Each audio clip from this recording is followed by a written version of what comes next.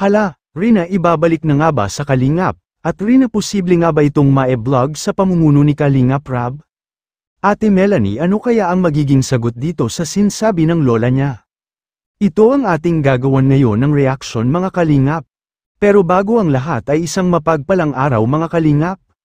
Lalo na sa ating ama na si Kuya Val Santos Matubang, Ate Edna Vlogs, Kalingap Rab, at ang buong team.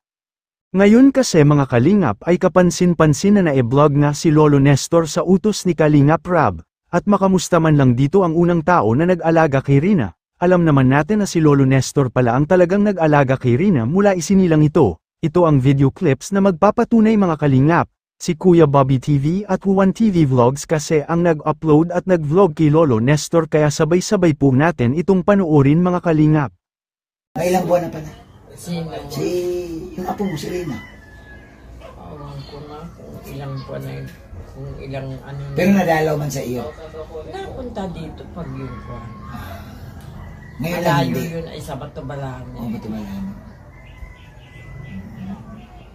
Kaya, Pinapaabutin po kasi ni Kalingap Rab na huwag daw kayo mag-alala kasi nandito lang naman din yung Team Kalingap na hindi naman kayo nakakalimutan. At Kaya nga, maalala niyo, di ba, nandito kami nakaraan. Sa pagdating namin dyan, sabi niya, pag bumalik kayo dun, magdala kayo bigas kay Lolo Nestor. At dala niyo ng ano, para mabisita niyo ulit. opo. Basta nandito lang kamo.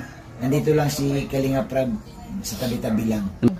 ay kasamahan baga po kayong vlogger na namatay. Nakikita Oo, ni si Brother Paas. nakikita ni Nestor sa cellphone.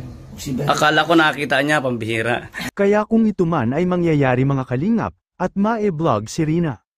Sa pamumuno ni Kuya Val, at Kalingap Rab, ay asahan po natin na maging maganda. At bubuhos pa ang mga viewers supporters at maibabalik ang dati nitong views. At asahan na mag-viral na naman ito, pero depende pa rin talaga ito sa nanay ni Rina. Kayo mga Kalingap, sana ay magbibigay tayo ng komento sa ating comment section, para ating malaman, at para mabigyan ito ng aksyon at mabigyan agad ng agarang solusyon. Pero bago ko po tapusin, ay isang mapagpalang araw mga Kalingap lalo na sa ating ama na si Kuya Val Santos Matubang, Ate Edna Vlogs, Kalingap Rab, God bless po at God first. Maraming salamat po. Salamat po. Pinapasabi rin si Kalingap Rab sa'yo ay. Pinapasabi sa'yo. Kalingap Rab. Hindi ka rin nakakalimutan. Sabihin mo si Lolo Nestor, susunod na mga araw pag di siya kabisihan. Pag di ako busy, mapasyal sa iyo. So sa ngayon, kami muna ang nagpabalik-balik dito sa bahay niyo. Opo. Okay man lang sa iyo? Okay. Ano, sinigawan mo lang sa tatay mo? Dami kayo, nagpapalaw ako, ang dami.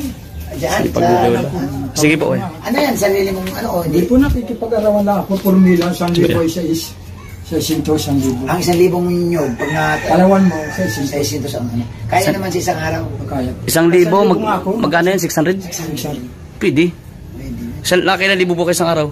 Laki na libo kayo. 1,000 ako ngayon, Ay, sarap. Sa isa ko, sa 1,000. Ayun. Yun lang na, ano kami yan, pumasa lang kami ulit. Kasi nga, siyempre sabi din ni Kalingap Rab na bisitahin kayo ulit. Una-una, magdala kami kung talaga ng bigas. Dalang bigas po kayo para. Kasi nung nakaraan kasi, di ba kuya, pumunta tayo dito sabi ni Lolo Nestor, siya makapagtrabaho. Yun din yung inisip ni Kalingap Rab. Puntahan niya para baka maya, di ba? Ito paano. At sa trabaho ay, sige po. Normal yan. Mm. Para makita naman nila na hindi ka sa bahay na nakaupo. Di ba? Ang maganda nito, mablog nila si Lolo Nestor, nagtatrabaho. Sumikap baga. Bihira. Dumi-dumi ko na. Maawi na rin sana, patapon na yun.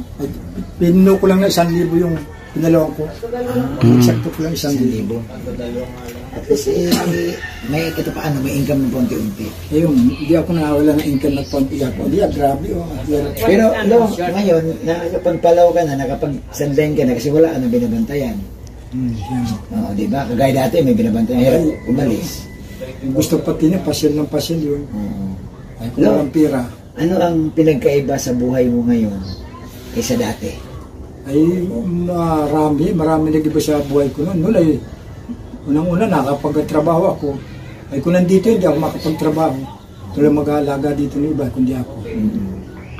Lo, di ba matagal mong inalagaan si Rina? Sa ngayon, Lo, na nandoon na sa nanay niya, anong naramdaman mo na nalulungkot ka rin ba? Ay, oo naman, sa 3 taon pag-alaga, pag hindi mo naman naisip yung mga Ilan taon, Lo? 3 taon.